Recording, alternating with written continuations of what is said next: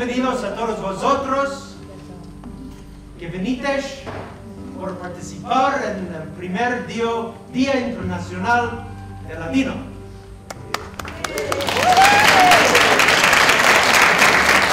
My name is Devin Nahr, and I'm a professor in the Strom Center for Jewish Studies and in the Department of History, and I'm the chair of the newly inaugurated Sephardic Studies program here at the University of Washington.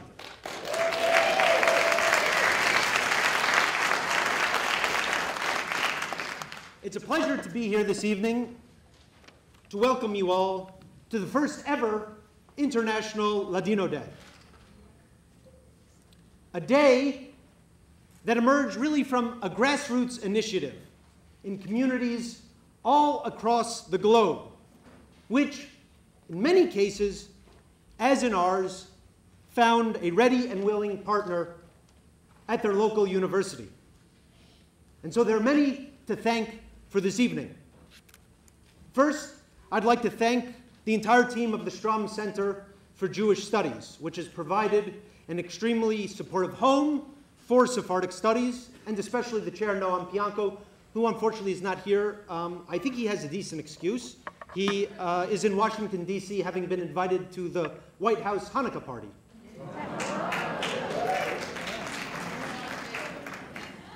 I'd like to thank our co-sponsors, the Division of Spanish and Portuguese Studies, especially the chair, Tony Geist. I'm not sure if he has arrived yet. Okay. Together, we've got a number of great programs in Sephardic Studies planned for this year, and you'll be hearing more about that as the events near. I would also like to acknowledge a few important guests we have, one of which is the Honorary Consul of Spain, Luis Fernando Esteban.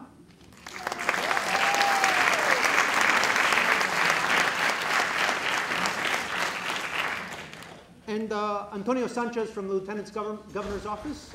I'm not sure if he has arrived yet, but hopefully he'll be joining us as well, both of whom have been tremendous promoters of Sephardic Studies and of International Ladino Day. Mil gracias.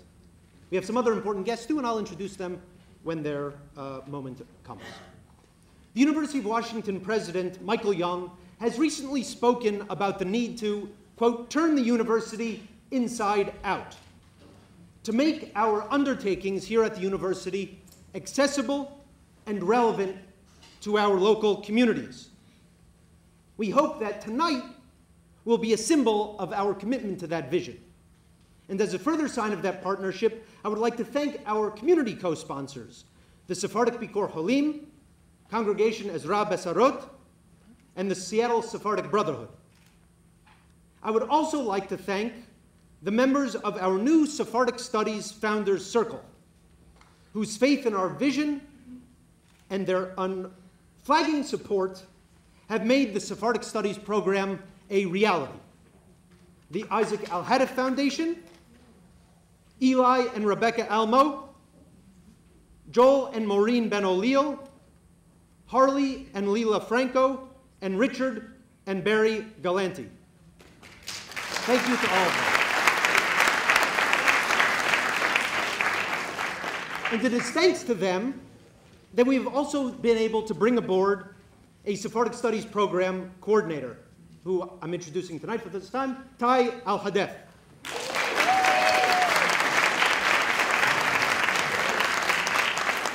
Que vengas enhorabuena. It is thanks to all of these partnerships that transcend the boundaries between the university and the community, that build bridges between Jews and non-Jews, Sephardim and Ashkenazim, religious and secular, young and old, male and female, that I think will make our Sephardic Studies program here successful.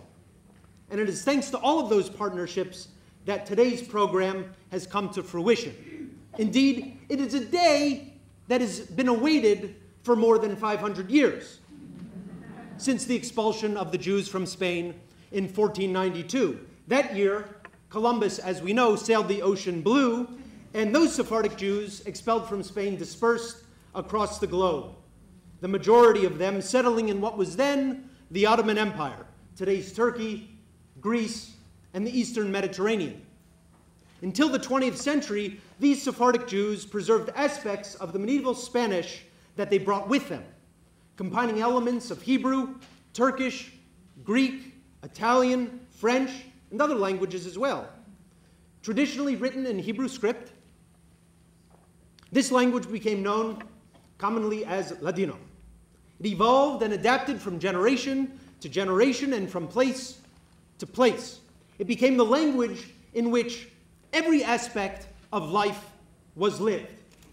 At home, at work, on the street, in the synagogue.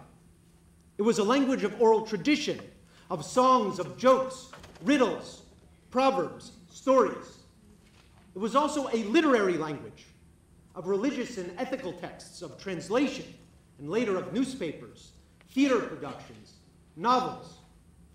Tonight marks the first time ever that communities across the globe are gathered together to celebrate the Ladino legacy and to reflect not only on its past, both before and after 1492, but also on the present and on the future. And what better spot to do that than right here in Seattle, home to one of the largest and most dynamic Sephardic communities in the United States. In fact, it's one of the last places on earth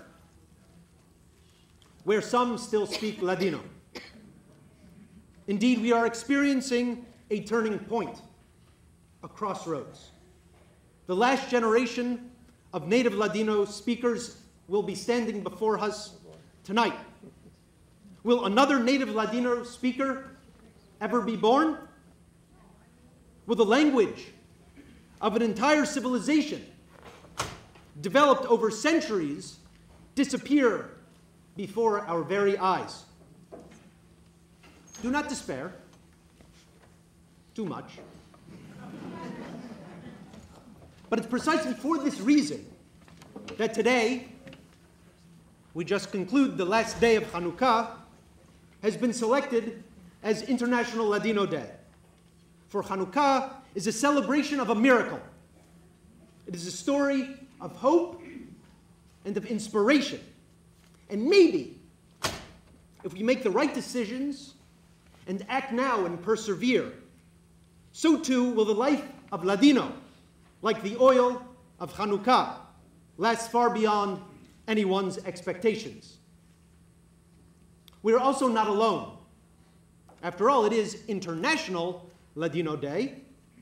And while it may seem at times for some of us here in Seattle that right here we represent a lone island of Sephardic interest in a vast disinterested world, there are other communities, other universities in the United States, in Latin America, Europe, and Israel. Some of the places are listed right here on the back of your program. They're all aware of the crossroads that we face, all asking the same questions, all seeking to be active and proactive to explore, preserve, reinvigorate Ladino and all that it represents.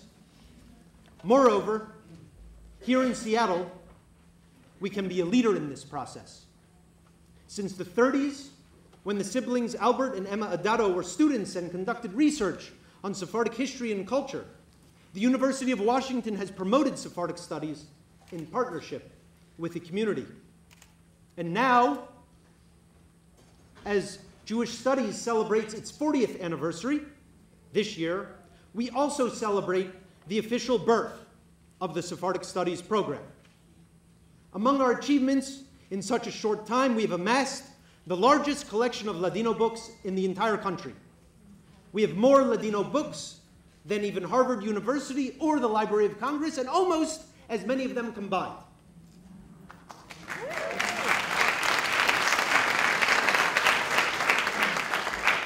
We have undergraduate and graduate students working with us, and you'll be hearing from some of them. And we've already hosted guest lectures, music concerts, and academic symposium that more than 1,200 people have already attended in just some months. May our efforts, activities, and partnerships continue to grow and to expand for future Ladino days and beyond. Que sean pujados y no menguados. I'd like to now take the opportunity to introduce us to some of the events that will be participating in this evening. So we're going to stick with the protocol right now, and I'd like to call upon Anna Marie Kause, who is the Provost of the University of Washington, who we will be having the honor of having present to us a proclamation from the City of Seattle and the Office of Mayor Mike McGinn.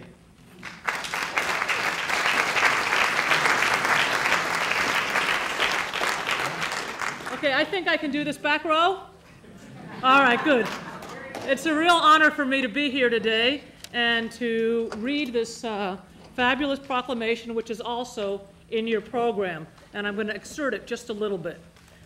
Whereas the National Authority for Ladino in Jerusalem, established in 1997 under the aegis of the 5th President of Israel, a native Ladino speaker named Yitzhak Navon, proclaimed December 5th, 2013 to be the first International Ladino Day throughout the world, and that proclamation provides an opportunity for all Sephardic Jews, those who can trace their culture, roots, and language from Spain's golden era, 1100 to the expulsion in 1492, and their communities, cities, states, and countries to celebrate the Ladino language and culture around the globe.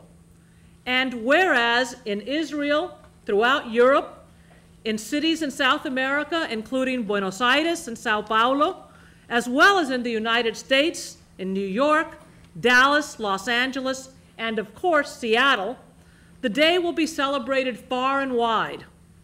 And whereas Seattle is the home of America's 3rd largest Sephardic community and likely the foremost city in maintaining its authentically rich Sephardic heritage, including the preservation of the Ladino or Judeo-Spanish language, now therefore I, Mike McGinn, Mayor of the City of Seattle, do hereby proclaim December 5th, 2013 to be Seattle Ladino Language and Culture Day. And I call upon public officials, educators, businesses, communities, volunteers, and all the people of Seattle, Washington to observe the day and to celebrate the unique character of our Sephardic citizens, their culture, and their language, Ladino. Yay!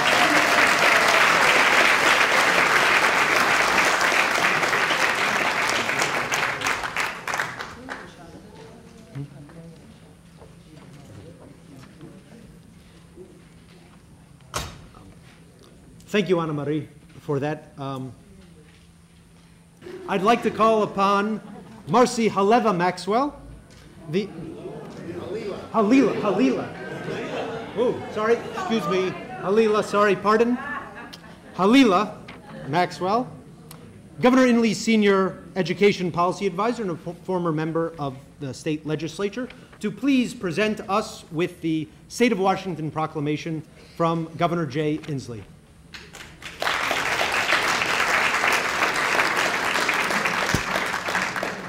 Thank you. I'm very, very pleased to be here this evening, to be with my Sephardic family, the family I grew up with. And I'm bringing greetings from the governor, reading his proclamation, but I'd also like to honor my parents this evening, Leon and Lucy Halila, who would be here if they could. So Governor Inslee sends his greetings and a proclamation from the state of Washington. I'm going to read to you. It says, whereas the Ladino language, also known as Judeo-Spanish, has its roots in Spain and the Eastern Mediterranean and is proudly spoken by Sephardic Jews. And whereas Washington State has America's 3rd largest Sephardic community and Seattle maintains its authentically rich Sephardic heritage, including the preservation of the Ladino or Judeo-Spanish language. And whereas the National Authority for Ladino in Jerusalem proclaimed December 5th, 2013 to be the first International Ladino Day throughout the world to provide an opportunity for all Sephardic Jews and their communities, cities, states, countries to celebrate the Ladino language and culture around the globe. And whereas the University of Washington Sephardic Studies program of the Strom Center for Jewish Studies and the Department of Spanish and Portuguese Studies has been the vanguard of developing important academic programs that will ensure the Ladino language will be passed on for generations for communication, art, and music, as well as linguistics, historical, literary, and culinary study. I like that part, the culinary study. And whereas Sephardics have played a formative role in the state of Washington, leaders in politics, business, law, medicine, education, and communal life. Whereas Washington State values the contributions and unique Ladino language and culture of its Sephardic communities, now therefore I, Jay Inslee, Governor of the State of Washington, do hereby proclaim the day of December 5th, 2013, International Ladino Day in the State of Washington, and I urge all people in our state to join me in this special observance. Signed, Jay Inslee, Governor. Thank you.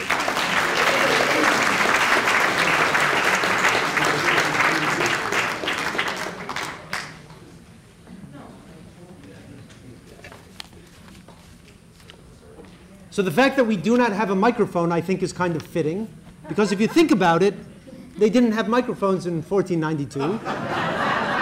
They didn't have microphones when some of our ancestors were leaving Turkey and Greece and other places and coming here to America. So perhaps there's something authentic in having a presentation like this.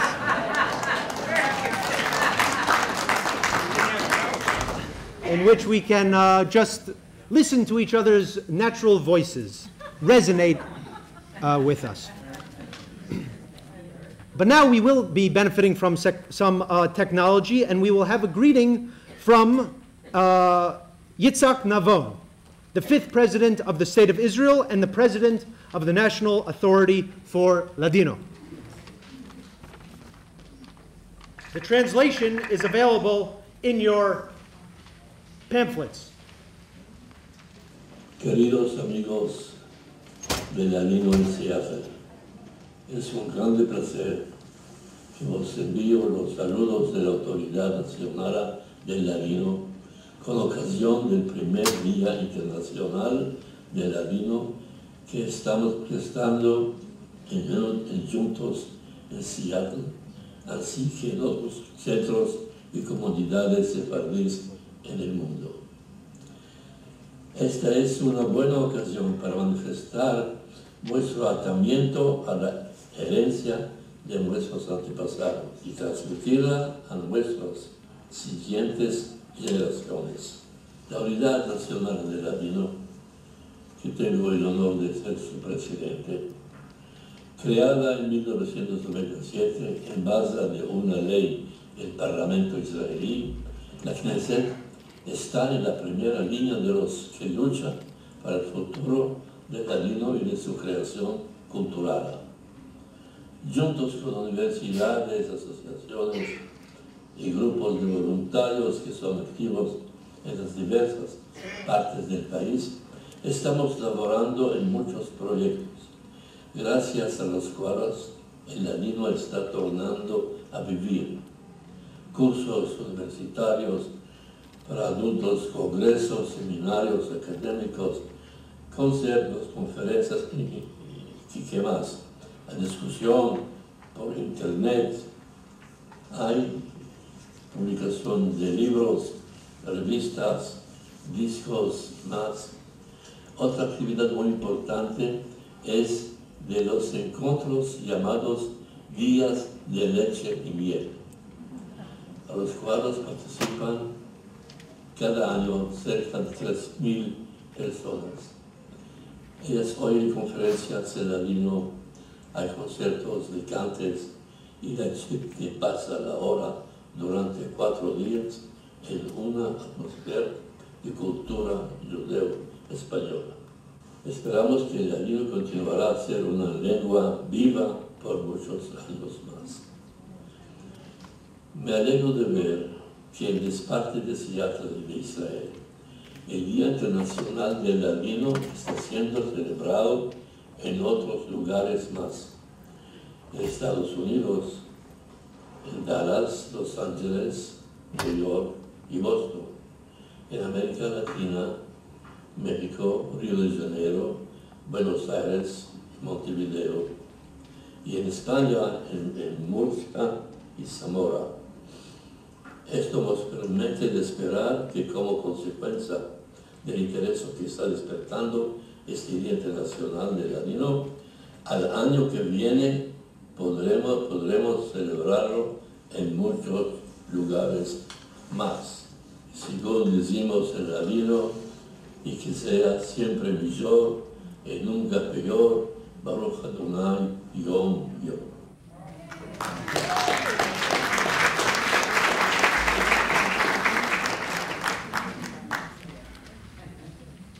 Mr. Navon is a native Ladino speaker himself of a very long line of Sephardic families in Jerusalem. And it's now going to be a great honor to present another video. Everybody wanted to send us their messages and their greetings. This one, we are fortunate to have a message from Rachel Amaro Bortnik, who is the founder of Ladino Comunità, which is an online Yahoo listserv. And the idea to create an International Ladino Day, as she'll explain to us, was born there on Ladino Comunità. So thanks to the internet, we are seeing some new kinds of discussions and interactions taking place. Con grande placer y alegría vos saludo a todos los que estáis reunidos en Seattle para festar este primer Día Internacional del Ladino. Felicitaciones a los que colaboraron para organizar este día, sobre todo al profesor de Bernard, a Hazan Isaac Azos, al profesor David Bunis, a los elevos y todos los miembros de la comunidad. Vosotros tenéis mazal de tener estos manaderos maravillosos en Seattle para expandir el conocimiento de nuestra herencia sefaradí. Es un día verdaderamente histórico, sobre todo para personas como yo, que nacimos y crecimos con el judeo español. También vimos esta lengua quasi venir al punto de desaparecerse. Hoy estamos fiestando el facto que no la dejemos desaparecer. Muchas personas son responsables para esto y también tuvimos el mazal de tener los medios técnicos, sobre todo el internet, para expandir toda la sabiduría que ainda nos manca mucho de hacer. Ya sabéis que fue en internet que nació la idea de hacer Día de Ladino. En Ladino Comunità, Zelda Obadia de Israel había escrito y todos lo apoyamos y después se expandió la idea de allá.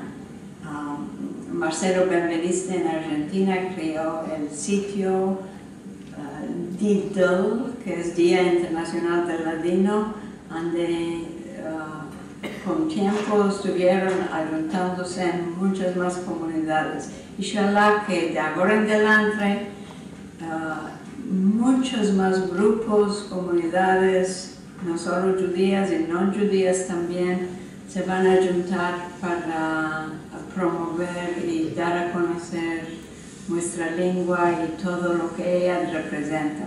A todos vosotros os auguro todo bueno, riushita buena en vuestros estudios, vuestros laboros y juntos, inshallah, que vivamos muchos años para fiestar muchos más días de Ladino. Al nombre mío y de Ladino Comunità vos saludo de nuevo.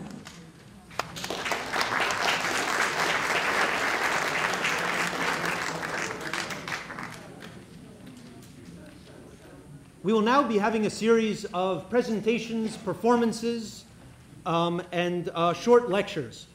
The first of which will involve Hazan Isaac Azos, the Hazan Emeritus of Congregation Ezra Besarot, and Los Ladineros, who, without further ado, I'd like to invite Hazan Azos and the Los Ladineros to come here.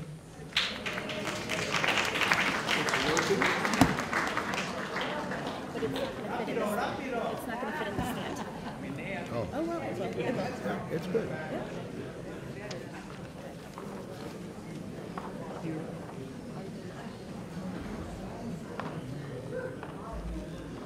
Just in time.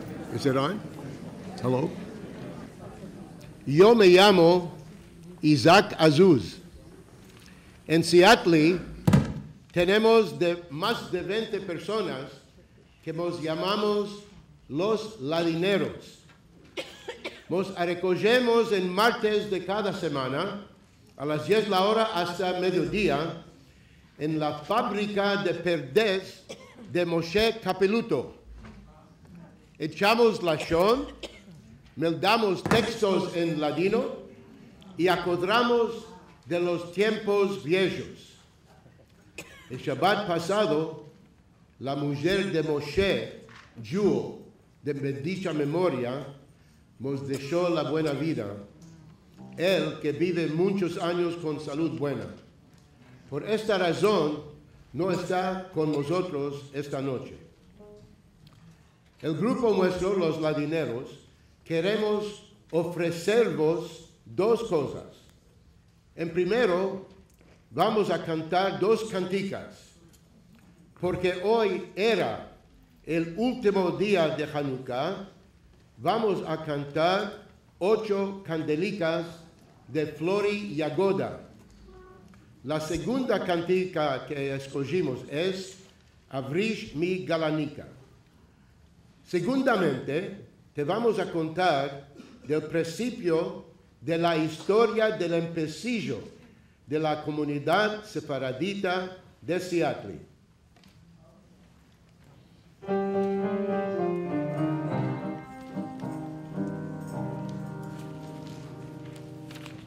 Hanukkah está aquí, 8 candelas para mí. Hanukkah está aquí, 8 candelas para mí. Oh, una candelica, 2 candelicas, 3 candelicas, 4 candelicas, 5 candelicas, 6 candelicas, 7 candelicas, 8 candelas para mí. Muchas fiestas voy a hacer, con alegría sin placer. Muchas fiestas voy a hacer, con alegría sin placer. Oh, una candelica, 2 candelicas, 3 candelicas, 4 candelicas, 5 candelicas, 6 candelicas, 7 candelicas.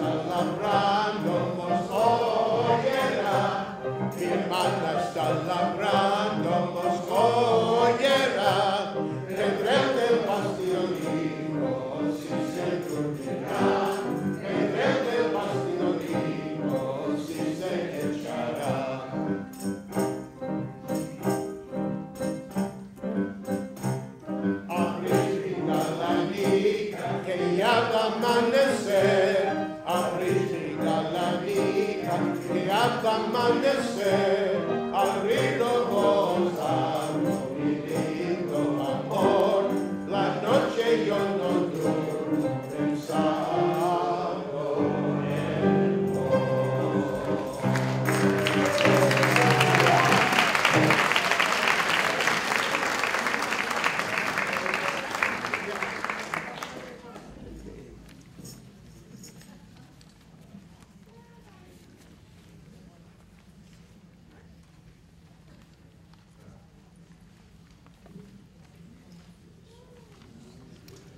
En el pasillo de la comunidad sefaradita de Seattle. Los primeros sefaradín que vinieron a Seattle, que no sabían que iban a devenir los fundadores de una grande comunidad sefaradita, eran dos jóvenes que arribaron en junio de 1902. Ellos acompañaron a un amigo griego que iba a retornar a Seattle después de una visita con su familia en la isla de Marmara, en la Turquía.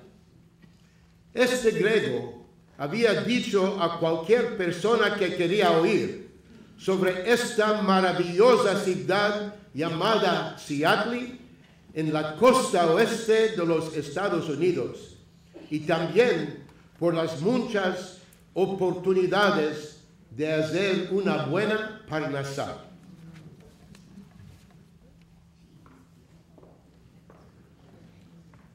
Me llamo Israel Nar, hijo de Jaim. ¿De verdad? Entre los oyentes fueron Shlomo Calvo y Yaakov Policar, que sus familias vivieron en Marmara. Shlomo y Yaakov convenceron a sus familias de dejarlos acompañar a sus amigos griegos atrás a Seattle. Arribaron en Seattle vistiendo tzitzit debajo de sus camisas y trayendo su sidurim, tefilín y un trocamiento de chamashir.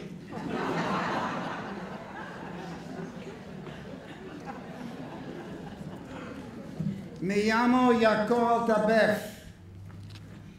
Calvo y Policar fueron los primeros del tercer grupo de judíos que vinieron al estado de Washington, los que arribaron en Seattle de la Turquía y de Rhodes. Ya se sabe que no podían hablar en inglés y fueron ansiosos de topar otros judíos. Aposaron en una calle al lado de la mar, cerca de una botica que vendía ropa vieja, exclamando, Yehudi, Yehudi.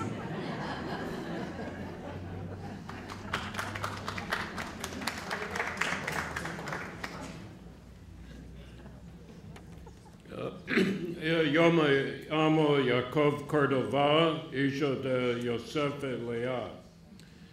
Una muchedumbre de gente curiosos rodearon a ellos cuando un chico de 13 años que se llamaba Jacob Kaplan salió de la botica a decirles que él también era judío. Los llevó a un rabí que se llamaba Hirsch Gens, que era rabí en el Kol Bikor Hulim Eskenazi, el cual los presentó a miembros de su sinagoga. Los dos mancebos fueron persuadidos de topar otros judíos en Seattle.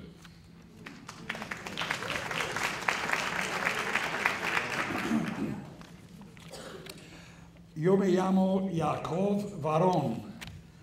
Calvo y Policar no eran como otros judíos que los judíos de Seattle tenían visto. Su lengua parecía extraña, mientras que los judíos que se habían establecido en Seattle de antes hablaban en alemán o yiddish. Los sefaradín hablaban en ladino.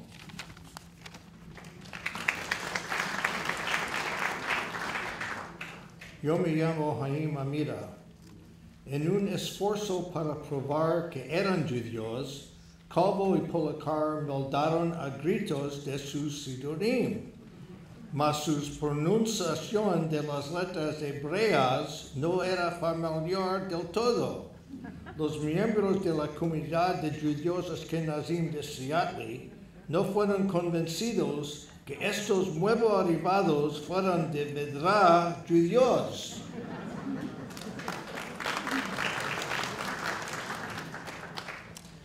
Yo me llamo Avram Shumaria, hijo de Rachel y Jacob Shumaria. Uno de los Ashkenazim procuró de tocar la solución de este misterio. Él escribió a la comunidad judía de Nueva York por demandar sobre los nuevos arribados. La respuesta alivianó los meollos de todos. Los dos mancebos eran sefardim, descendientes de los judíos que fueron expulsados de la España en 1492.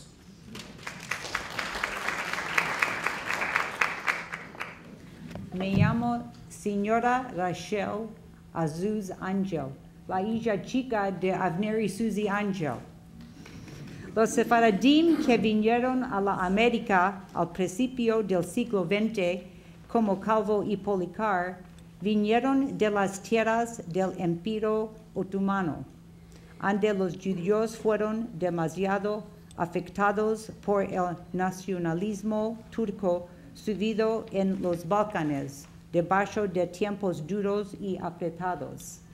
Ellos tenían venido a los Estados Unidos buscando la libertad política y religiosa y oportunidades económicas.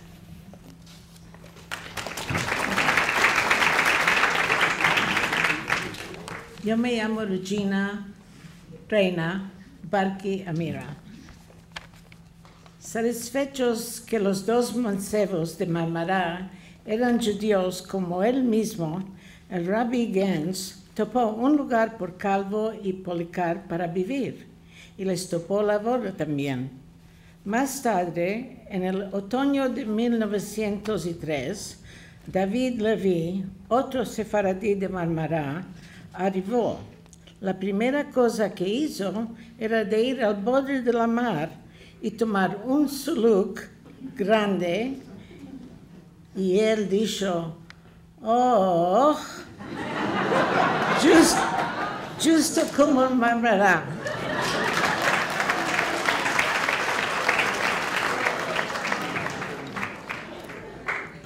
Me llamo yo Rafael Nisim Adato, hijo de Nisim y Luis Adato. Los tres mancebicos sefaradim, incómodos porque sus mancanzas de hablar en Yiddish les cortaron de muchos de sus vecinos judíos, visitaban la más en una cabaña de griegos, hablando con griegos nuevos conocidos, comiendo comidas griegas y bebiendo café turco y también jugando tablet.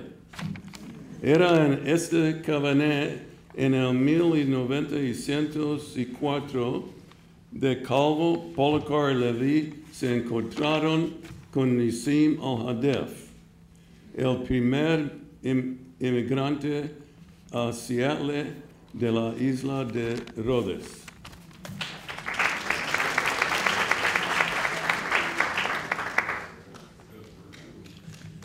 Yo me llamo Baruch Halfon. Desde 1906 habían 18 sefaradim en Seattle, 17 hombres solteros y Dora Levy, la primera mujer sefaradía que arribó. Ella era de Estambul. La llegada de Dora Levy a la edad de 18 años encantó al Rabbi Jens, murmurando en Yiddish a su mujer, se dijo de sí, ¿qué vamos a hacer con una mansevica hija sefaradía entre todos estos hombres sefaradim?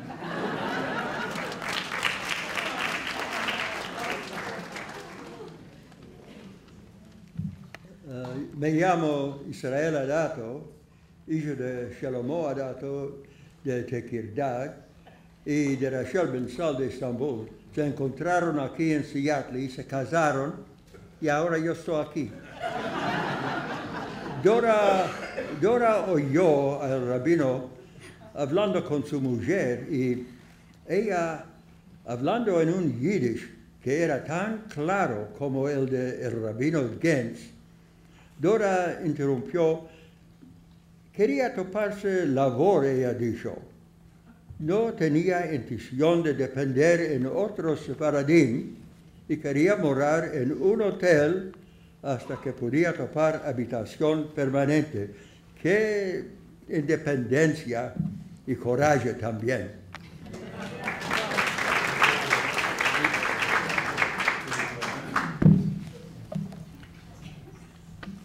Yo me llamo Mirna Mazalto Córdoba. Yo soy la hija de Moisés y Lili. El rabino y su mujer oyeron a este mabul de Yiddish, maravillándose. La sabiduría de Dora de la lengua Yiddish, de cierto, era una maravilla por una judía sefaradí. Nacida en Estambul, Dora era educada en la Escuela de Misionarios de la Escocia, donde se empezó inglés, francés, alemán, historia, matemática, geografía y literatura.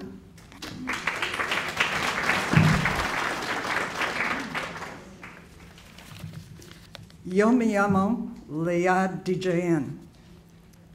Dora sabía español porque lo hablaban en casa y turco también porque era la lengua nativa.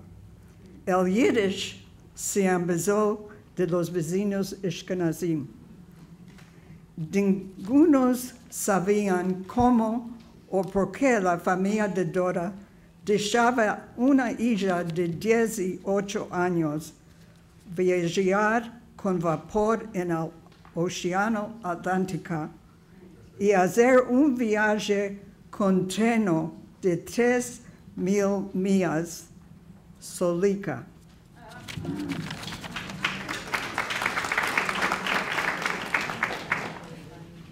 Yo me llamo Vivian Calvo Adato, hija de Marco y Rosa Calvo de Marmara. Sea lo que sea, este grupo de migrantes jóvenes de Seattle se hicieron el centro de los sefaradim de Seattle. Entre ellos ahora habían sefaradim de Estambul y Tekirdad, que también se llamaba Rodisto, de Marmara, de la isla de Rhodes y muchos otros lugares.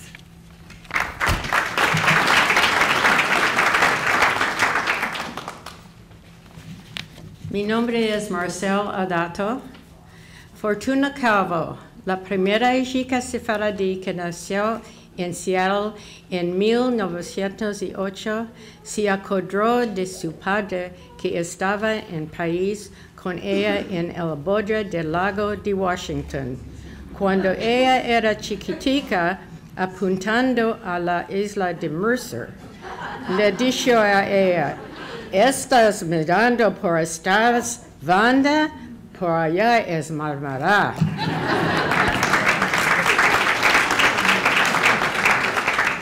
Yo me llamo Lea Bendenisti, hija de Isaac y Esther Bendenisti. Era la familia de Al-Hadef que constituyeron la más grande familia en la comunidad sefaradí entera.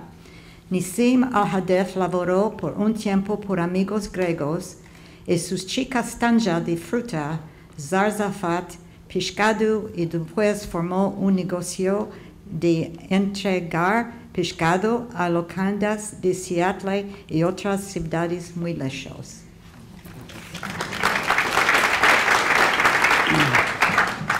Yo me llamo Abraham de Jaén. Nissim Al-Hadef abrió el negocio llamado Boutica Palacia, en inglés Palace Market, casi en el año 1907. Uno por uno, truchó sus 7 hermanos y una hermana, y su madre y su padre a Seattle, y truchó a Rosa Israel de Rhodes a Seattle por novia.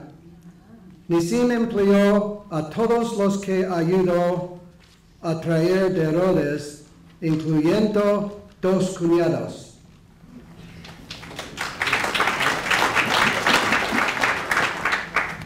Yo me llamo Shabbatai Al-Hadef. Entre unos cuantos años después que vinieron los primeros sefaradim, casi 40 familias sefaradías habían establecidas en Seattle. Los primeros sefaradim en Seattle pujaron en 1909, cuando 70 mancebos sefaradim puyéndose del Askirlik turco arribaron primario de la ciudad de Tekirdağ.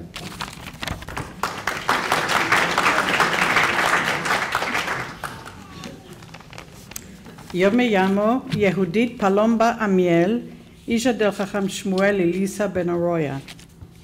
Los Ashkenazim en Seattle no sabían mucho de este grupo de judíos, los que fumaban narieles, vivían cabe turco y eran tan diferentes de ellos. David Gentz, el hijo del rabino Gentz, decía: mi padre remarcaba siempre que estos turcos eran más religiosos que los Ashkenazim. Él los llamaba Türkische Jiden, que era decir judíos turcos.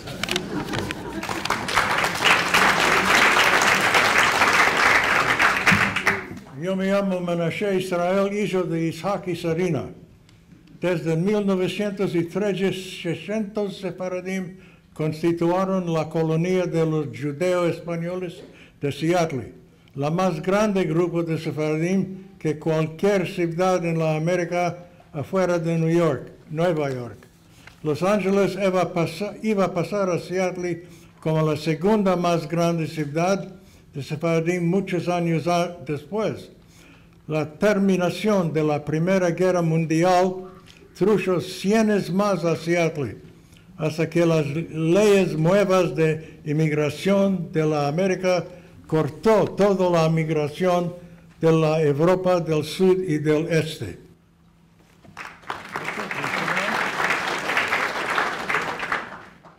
Lo que oíste esta noche no es la historia entera del empecillo de los sefaradim de Seattle.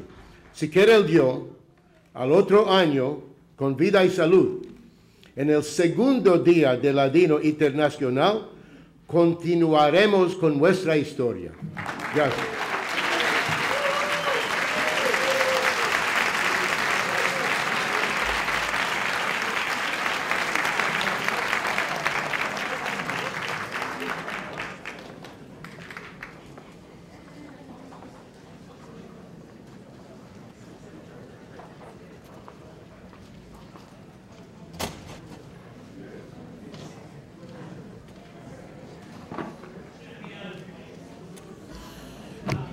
Mashallah.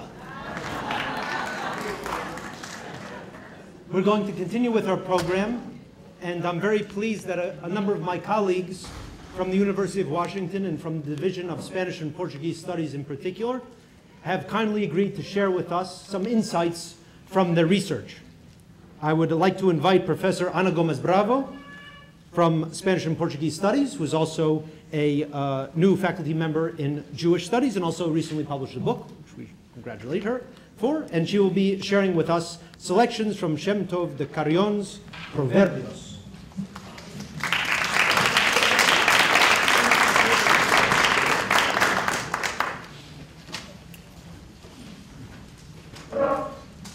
These are the selections of a long book. It's really spellbinding.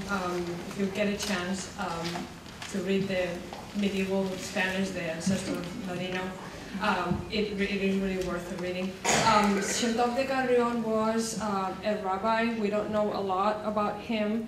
He lived in the town of Carrion near Palencia in Spain. 14th century, we think that he was in the administration of at least 2 of the kings of the time. And he's very well known for his proverbios, his proverbs, where in couplets he tells of his wisdom. This book was very widely cited by poets through the 15th century and later on. And he emphasizes the transience of life, and he puts forth a point of view that tells us that nothing in life is certain. So I'm going to read the 14th century Spanish, and you can see if it sounds anything like Ladino. Si noche non hubiésemos ninguna mayoría, conocernos sabríamos a la lumbre del día. Non puede cosa ninguna, sin fin siempre crecer, des que hinche la luna, torna a fallecer. Non puede hombre tomar en la codicia tiento, es profunda mar, sin orilla ni puerto. De peligro en mengua, si quieres ser quito, guárdate de tu lengua y más de tu escrito. Non ha mayor riqueza que buena hermandad, ni tan mala pobreza como la soledad.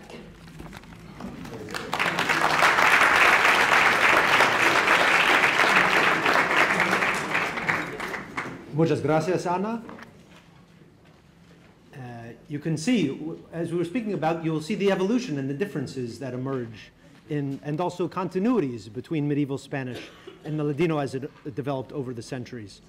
I'd like to now invite my colleague, Professor Suzanne Peterson, who will be, she's from also Spanish and Portuguese studies here at the University of Washington, and she'll be sharing with us the Sephardic ballad Flores y Blanca Flor in the Pan-European and Hispanic traditions.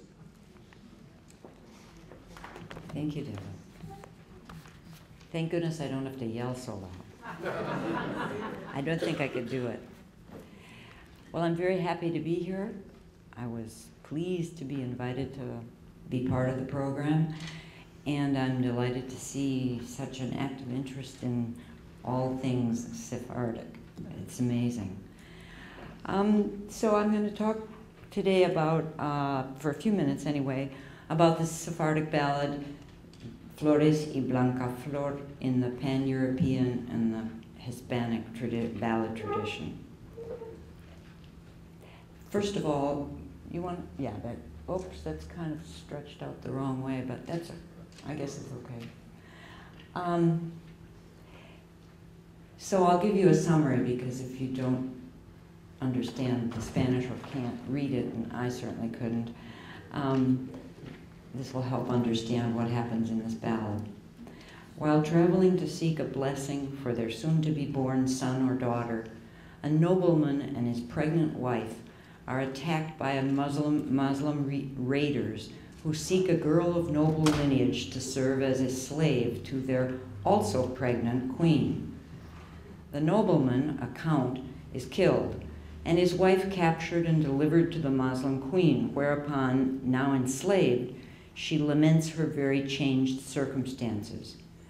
Both women give birth on the very same day. The queen delivers a daughter, and the slave a son. But treacherous midwives swap the babies. One day, the slave sings to her adoptive daughter, the one she's nursing, wondering what she might call her. If you were my daughter, I would call you Marqueta, which was my dear long-lost sister's name. The queen overhears the song, asks for a description of this sister, whom the slave girl says was captured by the Muslims years before. The slave mentions a mole her sister had under her breast, at which point the two recognize that they are indeed sisters. They embrace, celebrate, or flee to Christendom, depending on where the text is being sung. Should we listen to the first one then?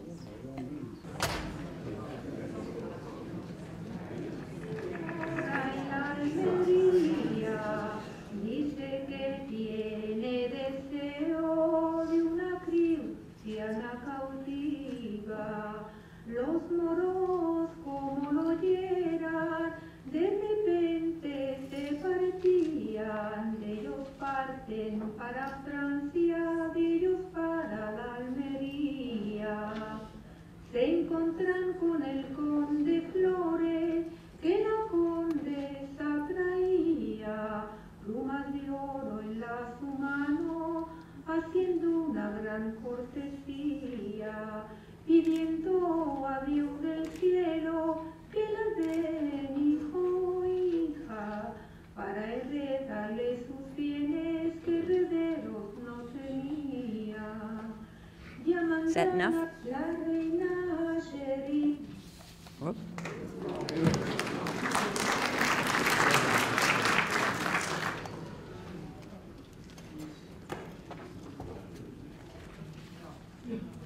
The theme of the ballad, this ballad, which derives ultimately from a 12th century French poem, Fleur et Blanchefleur, became a narrative song in English, Spanish, French, and Danish traditions. But in each country and in each region, it was developed quite differently. In the Spanish Peninsular tradition, the singers chose to highlight the conflict between Christians and Moors. That is, the first scene of the raid and the capture, and the last scene when the sisters determine that they would prefer to flee to the Christian world.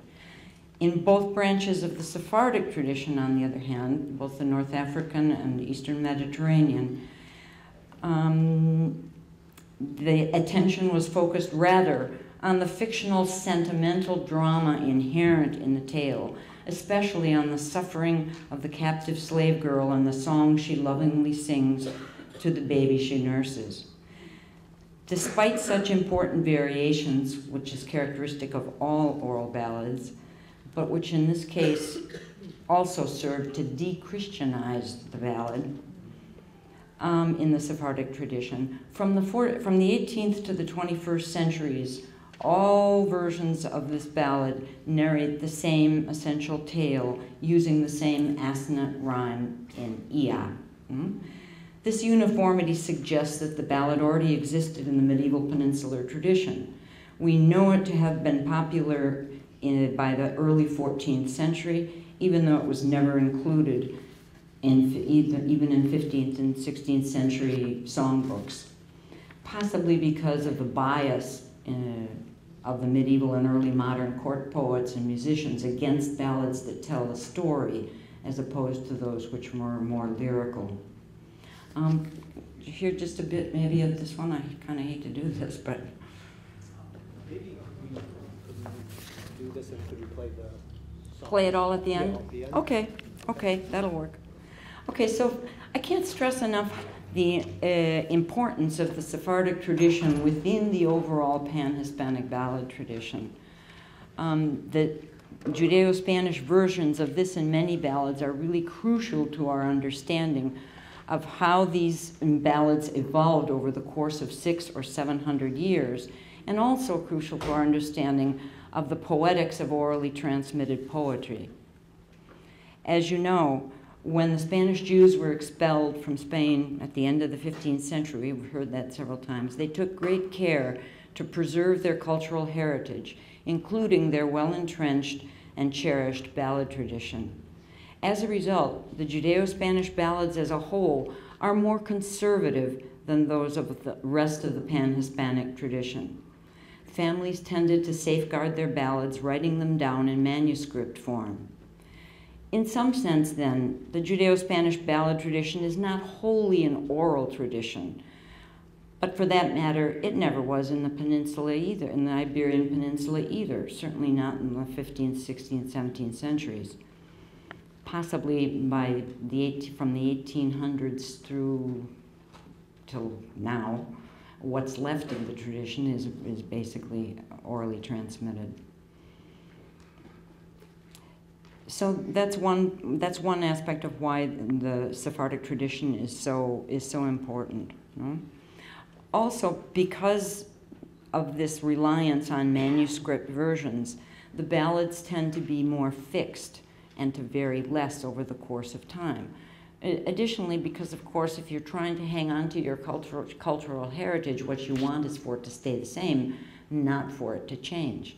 And so that also is related to the fact that they incorporated fragments of ballads or cantigas at given points in certain religious and secular ceremonies that were always sung. And in the hymnals, the musical notation of, and the first couple of lines of many ballads indicate to what melody the song that one is about to sing should be sung, because everybody knew the ballads and knew the music.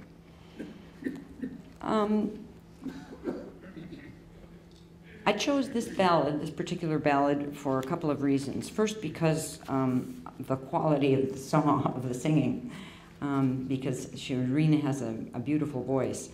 This is not especially characteristic of the tradition when one goes out collecting ballads these days, given the advanced and advancing age of the few singers that one can still find, who do carry on the tradition in their communities. And secondly, because Flores y Blancaflor has been in the repertoire of our local Sephardic community since the first decades of the 20th century. And as you know, until recently, Seattle was, well, we heard a minute ago that we're still the third largest Sephardic community. I had heard that Chicago had passed us up, but anyway. It is certainly one of the largest Sephardic communities in the U.S., and the ballads sung by members of the community were systematically recorded numerous times over the course of the century. Emma Dato, to whom I then referred in 1935 for her MA thesis, she had her mother's friends and neighbors gather and sing, and she recorded it. Tragically, of course, it was recorded on aluminum discs that in a few decades later, someone put a steel needle on and ripped all the grooves. So they're almost unintelligible at this point. Then David Romney, a graduate student, Romy. I'm looking at Romy, but David Romy, who did his MA thesis in the Spanish department, also has a collection of ballads from the local community. Sam Armistead was here in the early 60s recording, and then Rena Ben Mayor in 1979. So we'll end with first this, and then there'll be two short versions that were recorded from the Sephardic community of Seattle in 79.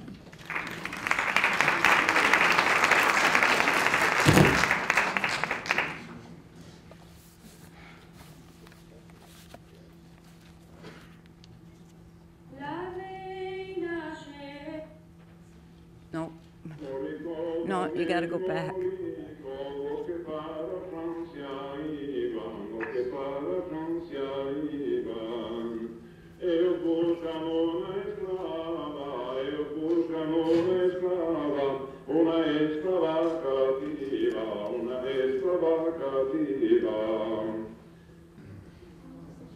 La reina sherifa mora, la que mora en Almería, dicen que tiene deseo de una cristiana cautiva.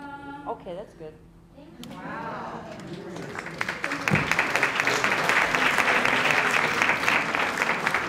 Thank you very much.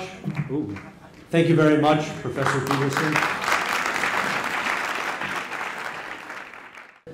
Moving right along, I'd like to invite my friend and colleague, Albert Myman, to give a presentation for us. Al is a lifelong member of Sephardic Bikor Cholim, and he is one of the most active and most appreciated members of our Sephardic Studies Program Committee.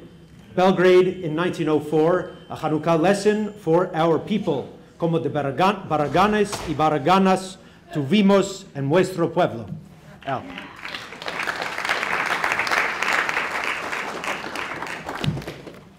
Thank you all. Thanks so much for giving me the opportunity to take part in this very special event.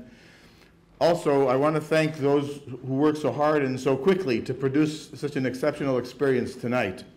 I won't repeat any of the names of individuals or organizations, but I must say that a remarkable aspect of this evening's program is the extraordinary and deep partnership and collaboration between different parts of the university and of the Seattle Sephardic community, creating a solid foundation for moving forward. Tonight, we're celebrating Ladino, appreciating its past and beginning to get a vision of its future. Each generation is custodian of its tradition, and its job is to hold on to the past while at the same time moving it forward. Ladino, in all of the environments of which it has been a part, has persisted for over 500 years, with sometimes being more challenging than others. In the last generation, my father wrote his articles in the Labos for the younger folks who wanted to learn. But realistically, he saw a situation where no hay cantadores y no hay sentidoras. There are no singers of our song, our language, our literature, and no active or participative listeners. We're in an even more challenging time now. I would like to share with you the view of an individual who lived over 100 years ago in Belgrade. In another period of ferment and change, general society and the Jewish community were looking to and valuing the West, especially France. In fact, Ladino was being used as an agent of change. Western classics, romance novels, and other literature were translated into Ladino to get people to look west. And the Ladino press was also promoting modernity and change. Many saw the only way to go was to break with the past and move on. The work and the author that I want to share with you are exceptional for a variety of reasons. First, the author, Yaakov Moshe Chai Altaras, is a man thoroughly grounded in traditional customs and practices. At the same time, he's proud to be a part of an independent state with freedoms not enjoyed under the Ottoman Empire. He is a pre-Herzl Zionist in the mold of Yehuda Kalai in the middle 19th century Sephardic Zionists. He values the role of women in a way that appears to be ahead of his time and his place. In fact, he has an essay in this Sidur that I'm going to talk about in a minute, entitled El Adelantamiento Religioso y Moral por las Hijas de Israel, que lo todo depende en ellas. The religious and moral advancement for the daughters of Israel upon whom everything depends. He realizes and accepts the huge changes happening and seeks to find a way of integrating and synthesizing the past with the future. Perhaps most remarkably is the vehicle he used to express his views being a Sidur. He does make it a proper Sidur. He brings the Hebrew prayers. He has Ladino translation of laws and instructions. But he also does a most unusual thing of writing many essays to promote his understanding and embedding them in a regular prayer book. This Sidur, my audiovisual aid, this Sidur is a continuing source of wonder to me. Tonight, in the spirit of the occasion and its proximity to Hanukkah, I have chosen brief readings from short comments he has on two unique works that he has included in the Sidur that are related to Hanukkah. The first is Megillat Antiochus, a rabbinic midrashic work about the Hasmonean revolt and the miracles associated with the establishment of Hanukkah. This work appears in some Sidurim, but he presents it in Ladino. And after it's done, he adds a paragraph, part of which says the following: Queridos meldadores, de este acontecimiento histórico y de otros como este, podemos pensar cómo de Barragán fue nuestro pueblo y cómo de Barraganes tuvimos como leones combaten por el Dios y por sus leyes y por sus tierras, hombres que glorificaron nuestra nación. Dear readers, from this historical event and others like it, we can see how heroic our people were and what kind of heroes that we had who fought like lions for their God, for the Torah, for their land, men who glorified our nation. To use the word nación at that time is remarkable. It shows the Zionist trend, that one simple word. The second work is a lesser known, and to my knowledge, very rarely included in the Siddur, if at all. It's called Ma'aseh HaYehudit, and it tells a story of a siege of Jerusalem, and it's being saved by a Jewish woman. Its origin and historical accuracy are the subject of some debate. In fact, there are a number of widely variant texts, and there is a fairly loose, at best, connection to Hanukkah. But Al-Taras includes a Ladino translation of it right after Megillat Antiochus, and he immediately adds another one of his editorial comments in the paragraph, part of which says, de este acontecimiento podemos entender cómo de mujeres baraganas tuvimos en nuestro pueblo, las cuales entregaron sus almas por salvar a su nación. And he brings down Esther and Devorah and other women from the Bible. And he concludes, it says, how from this part we can see what kind of heroic women we had in our history who gave their lives, their souls, to save their nation. El Dios, según nos salvó en años antiguos por mano de baraganes y baganas, que nos redimira y de esta galut con ayuda y la voluntad de los buenos y derechos reinados. Amen. Ken yhi ratzon. May it be God's will that the God who saved us in ancient times through the hands of heroes and heroines who will redeem us from this diaspora and with the help and good wishes of those good and righteous countries, monarchies. Amen. Ken yhi ratzon. It's clear that these two works are included in his Siddur to further his views of the need for a national renaissance focused on a political entity with physical power and including an active role for women, all part of a Siddur. May we wisely use this and other Ladino sources to forge our path of carry on our historic heritage, language, and literature, actively and productively participating in the 21st century. Incredible signs are here and around the world, which indicate that we are positioned to accomplish unprecedented achievements, leading to a situation where, ya hay cantadores, ya hay sentidores. We will have singers of our song and language, and we will have active and participative listeners. The time is right, the opportunity is here, it's ours to make it happen. Let's do it. Thank you.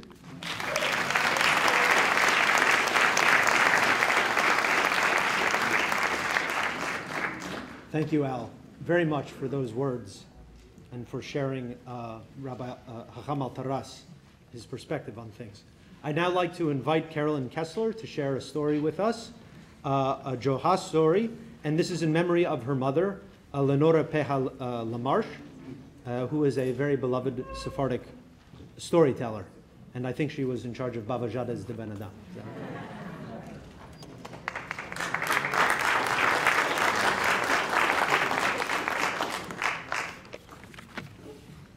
Hermanos y hermanas, buenas tardes. Johah. Había un mancebo que se llamaba Johah. Ahora, Johah se esposó con Bolisa. Bolisa era la hija de Bohora de Musani Belibizis. Bohora, como ni cuchara de su casa, le convió al mancebo Johah para cenar en Rosh Hashanah al principio del año nuevo. Aparejaron una mesa de lo mucho y de lo bueno. El mancebo Johah le agradó la nuchada. Cuando vino la hora de irse a su casa, la suegra le abrió la puerta. En este punto empezó una lluvia con truenos. ¿Cuál va a ver Bojora cuando estaba mirando afuera? Chorros de agua. Y no demandes. Adiós, Joja y bueno, le dijo la suegra Bojora. Te vas a mojar por entero. Échate aquí esta noche, querido. Le vino una alegría a la novia Bolisa de sentir esto. Y con esto, la suegra con su hija fueron arriba a la camereta para atacar la cama del novio Joja. Aparejaron una cama maravilla de ver y hecha como con una tantela fina, el cabezal entero lleno de kojaki alrededor. La colcha, capriada a la franca, parecía jalis como una cama de boda para los novios. Las dos mujeres ya escaparon y abaixaron para llamar a Joja. Joja, Joja, adiós. Se desapareció. ¿Dónde se fue? La pobre de la esposada Bolisa empezó unos lloros. Llorando y llorando dijo, ya se fue mi esposo Joja y no va a venir atrás. ¿Qué aconteció, Bolisa? Demandó la madre. Y vas a ver, hija querida, todos mis sueños negros que se afirman, que por los enemigos de los judíos, que por aquí le vas a topar a Joja. Tú siénteme. Adiós. ¿Dónde se fue este Joja, suyo Joja? Se desapareció. Y ¿quién está bateando en la puerta? ¿Quién será? Las mujeres abrieron la puerta y ¿qué vieron? Era Joja, mojado por entero. Adiós, Joja. ¿Dónde te fuiste en esta fortaleza de lluvia? Demandaron. Joja respondió, me fui a casa para tomar el chumis.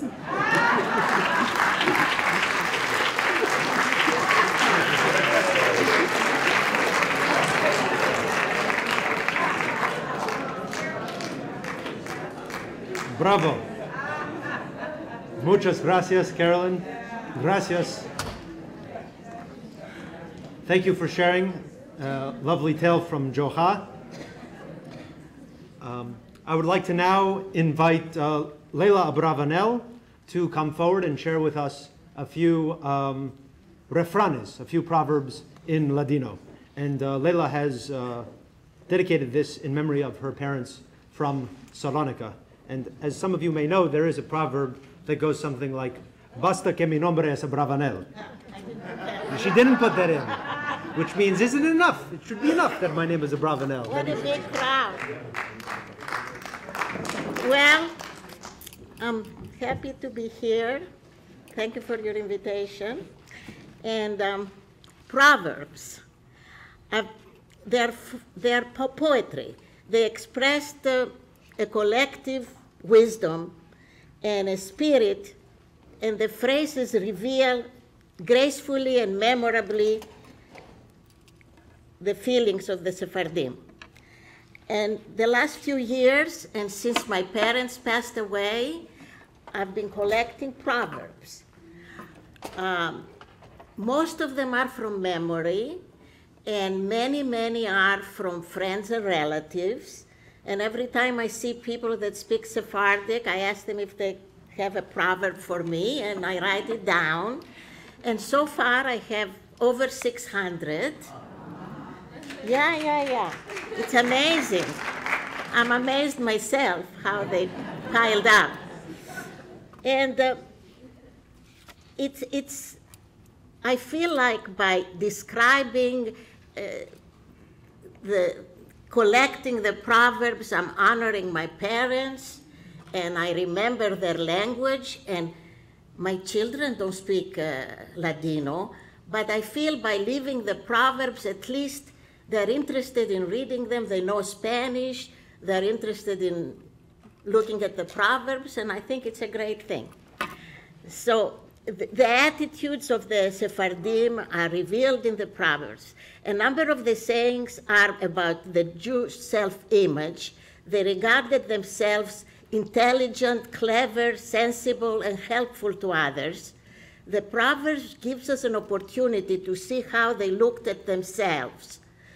They are the voice of our ancestors speaking centuries ago, telling us that we should be perceptive and self-respecting. Many of the customs and traditions they describe, we live in the nostalgia and in the academic way. History moves on, and some of the cultural baggage must be left behind. And yet, there is a spark of inspiration with the folkways of the Catalonians. They were activity, exuberant, very vital, unrelenting in their industry. So, los Catalans de las piedras hacen panes. The Catalans made bread from stone. They were practical. Si no es lo que quiero, querría lo que es. If I don't have what I want, may I want what I have. They were proud. Al espejo me aparí, vide que no hay mejor de mí. I looked in the mirror, and I didn't see anybody better than me.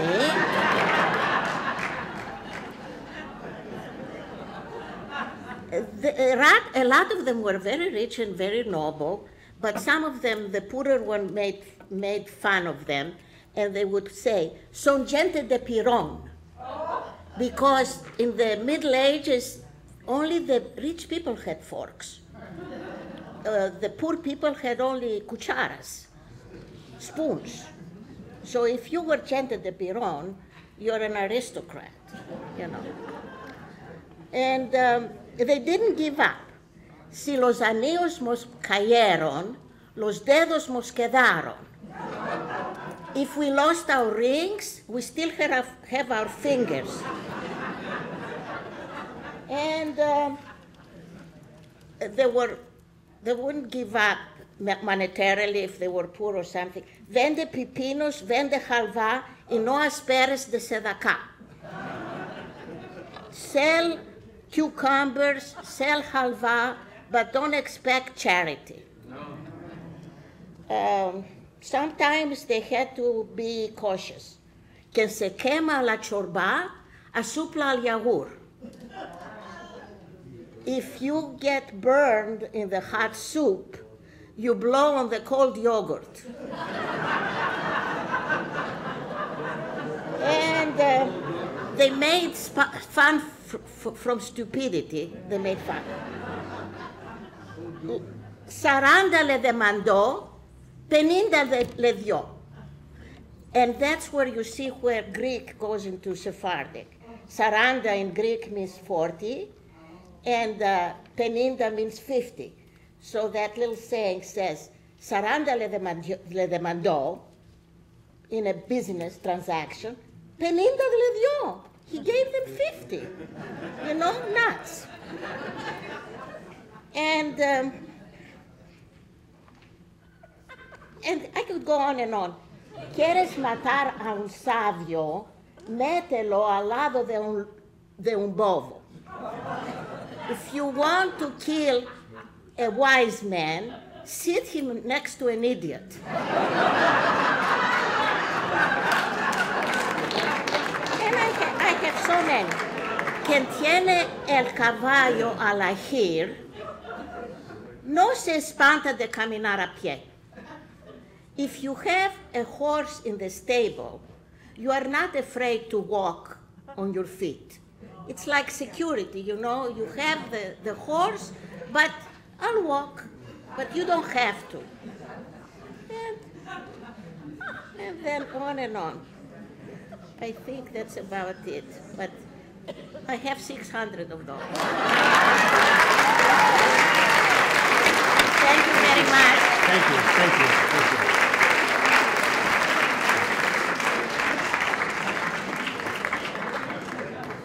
you. Muchas gracias. Gracias, Leila. Wow. Bravo. It's now my pleasure to introduce, I believe, the youngest participant in today's first International Ladino Day. Ashley Bobman is a student here at the University of Washington, and it just so happens that her great-grandfather was a gentleman by the name of Albert Levy. And some of you may have known him. Some of you may have been even among his students. He was known as Professor Levy. Did anybody know Professor Levy? Have him as a teacher? Okay. All right, quite a few. He was a writer and a journalist born in Salonika, and he came to the United States around the time of the First World War, and he became one of the most prolific Ladino writers of the 20th century. And it just so happens that we found a bunch of his writings in the Sephardic Bikor Holim, and it just so happens in Safeway bags. And it's the Safeway bag archive, in case you didn't hear about it. This is, yes, it's very high tech. And Ashley has been working with me for the last couple terms, actually reading her great-grandfather's poems, transcribing them and translating them. And this term, her assignment was to come up with her own original Ladino poem inspired by her great-grandfather's works, which had a historical component to them. And I have to say, if we can go to, she wrote it in Hebrew letters. Yeah. Which may be the first time in this country that somebody has written a Ladino poem in Hebrew letters in 60 or 70 years. So with great pleasure, I'd like to invite Ashley to present her poem.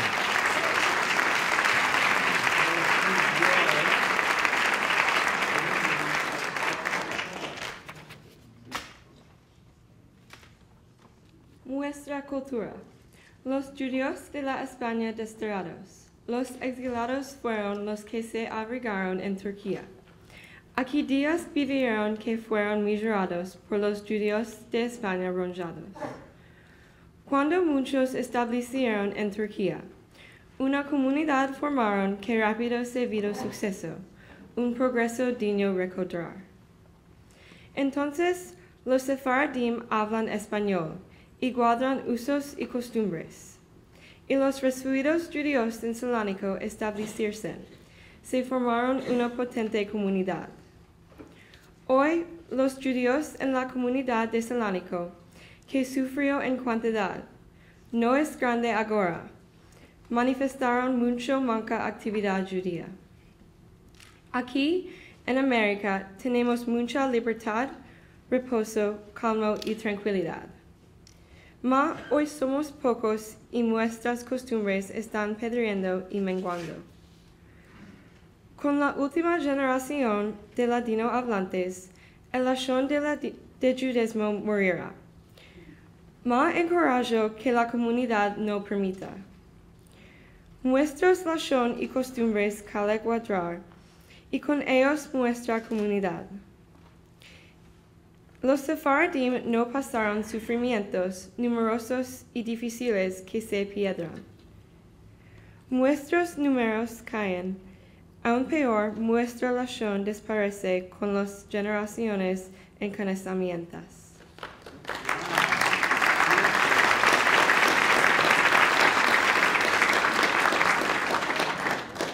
Our culture.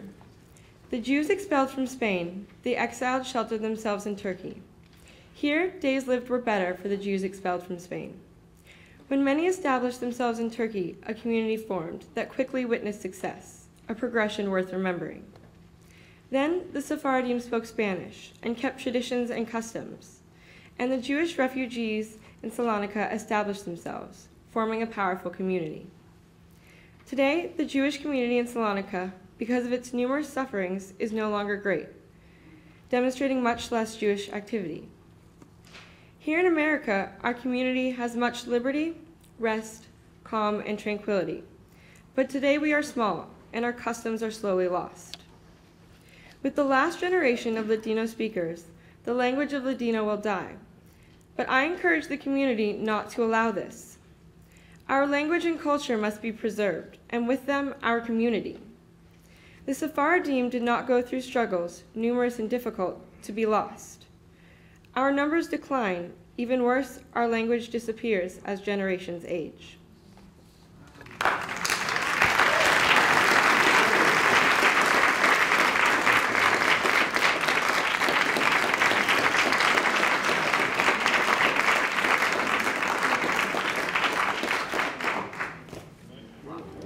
Mashallah. Thank you very much, Ashley. That was really beautiful and a very powerful message for us. We have just a couple final components to the program, and I know by now you're definitely hungry. And we have a lot of great Sephardic treats waiting for you downstairs. We're going to conclude with Hazan Frank Varon, the Hazan of Sephardic Bikor Holim, accompanied by Mirna Cordova on the piano. Cordova.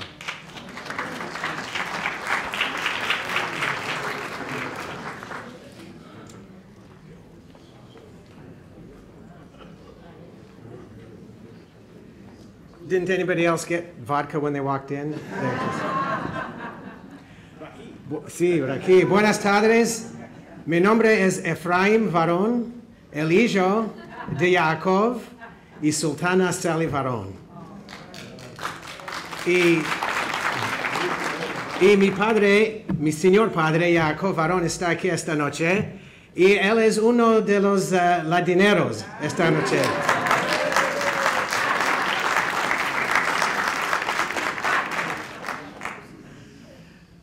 So first of all, it's a great honor to be here this evening and to be part of this monumental event for tonight. And when Devin asked me to pick a couple of songs, I forgot if you said keep it to 4 to 5 minutes or 45 minutes. So I'm not sure how long I'm going to be here. But I chose 2 Ladino songs, and I chose them consciously. They're on 2 ends of the spectrum. The first song, the first Ladino song, is El Dio Alto. And the second one is Arvoles Lloran por Lluvia. And they're on opposite ends, as I mentioned. El Dio Alto, and I wanted to do these 2 songs because they underscore what I believe to be the perfect, compatible concert in which our ancestors lived. They were not in conflict between a secular life and a religious life. El Dio Alto is a song that, from what I understand, used to be sung as Shabbat is ending. And the words are beautiful. We couldn't put them on the screen, but I'm just going to do two of the verses, and I'll translate them for you. This they used to sing as Shabbat ended on Saturday evening. The Lord on high with his grace sends us much good fortune. We do not see evil, nor worry, we and all of Israel. Blessed is the Almighty who gave us an honored day, referring to Shabbat. Each Shabbat, a better one for us and for all of Israel. So I will do this one, and at the encouragement of our wonderful accompanist, Myrna, she said, you do this one without piano tonight, so I will do this a cappella, El Dio Alto.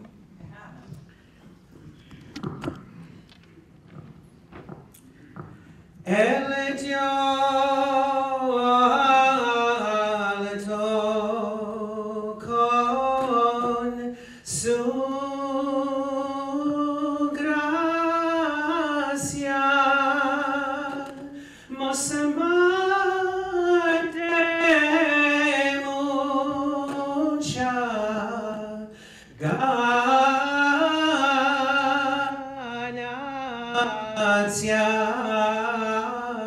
No debemos mal ni ansia por nos y a todo Israel.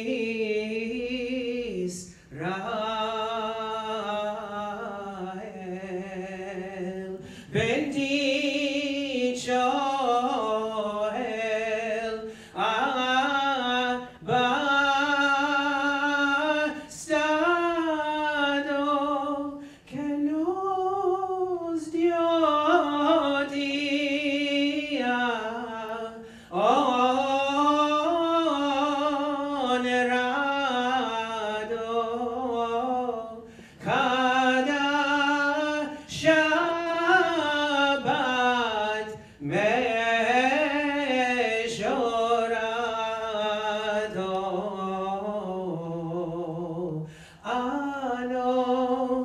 todo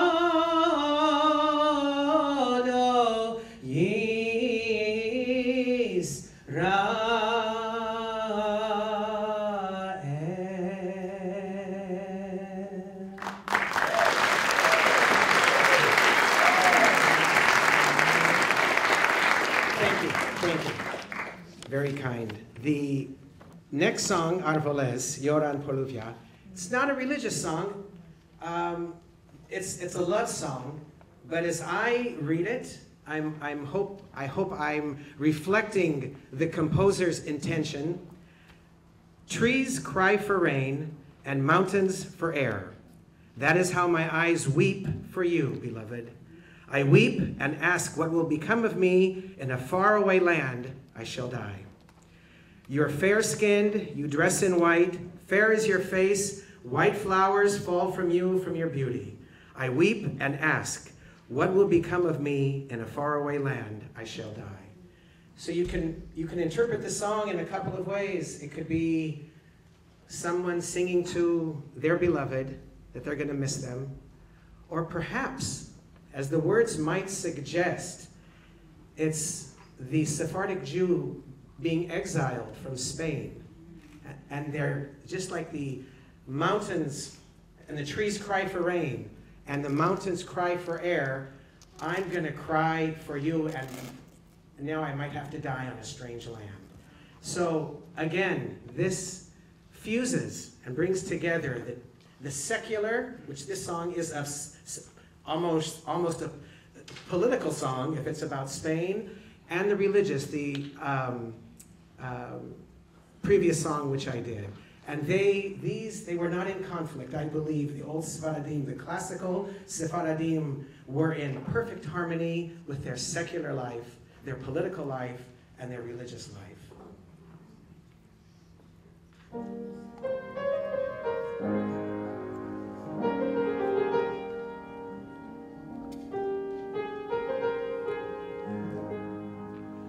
Arvoles, Yoran Poluvia, y montaña por aire,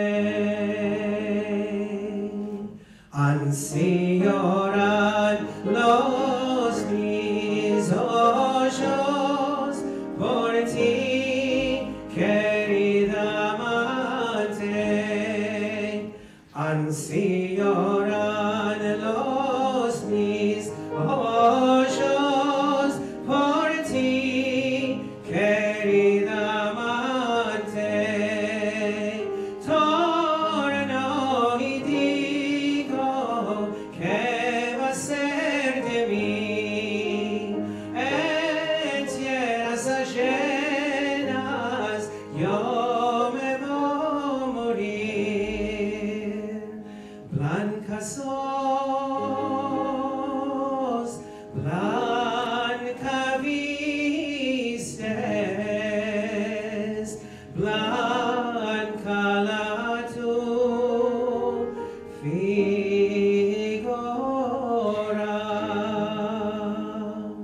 Blancas flores caen de ti, de la tu hermosura. Blancas flores caen de ti, de la tu hermosura. Torno y digo, ¿qué va a ser de mí? En tierras ajenas yo me voy a morir.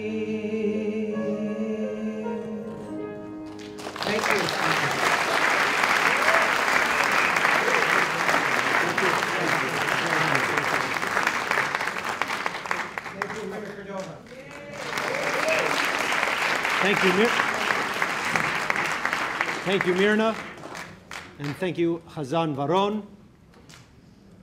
Before we break for some Sephardic delicacies, I would like to thank you all very much for coming and thank you for your patience. And I hope you've enjoyed the evening. And I hope this is the first of many International Ladino Days celebrated here in Seattle and in many other places. But before we conclude, I'd like to just, first of all, thank two people. First, I'd like to thank my wife, Andrea, because also helping us out on the technology here and for everything else that she does, sort of the co-director of the Sephardic Studies program here. But finally, I would like to introduce you to somebody that I haven't mentioned yet, but somebody who's really been behind the scenes and organizing and bringing together the entire event tonight, planning the program, the brochures, the catering, the room, reserving the room, and doing everything else related to tonight's event that brought it to fruition. And she did this. We gave her a huge salary of $0, but out of her passion and interest in Ladino and in the Sephardic language, this is my master's student, Molly Fitzmaurice, who is writing her thesis in the Division of Spanish and Portuguese Studies about Ladino in Seattle today. And so I would like to give you the opportunity to meet this rising star in Ladino studies here in Seattle and perhaps beyond, and to have her share a few concluding remarks with you. Please, Molly.